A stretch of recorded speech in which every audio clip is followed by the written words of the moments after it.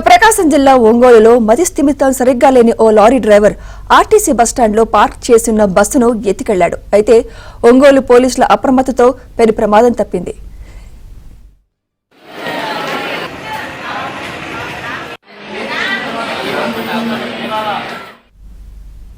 Ongole RTC bus stand నుంచి బస్సును మతిస్థిమితం లేని వ్యక్తి అపహరించి కర్నూలు రోడ్ నుంచి గుంటూరు వైపు బస్సును డ్రైవ్ చేశాడు.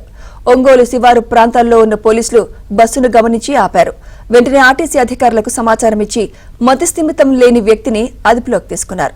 కర్నూలుకు నైట్ సర్వీస్ చేస్తున్న ఆర్టీసీ బస్ డ్రైవర్ తాళాలు వదిలి వెళ్లినట్లు విచారణలో తేలింది. సుమారు 5 కిలోమీటర్ల వరకు బస్సును మతిస్థిమితం లేని వ్యక్తి డ్రైవ్ చేసినా ఎలాంటి ప్రమాదం జరగకపోవడంతో అధికారులు ఊపిరి పీల్చుకున్నారు.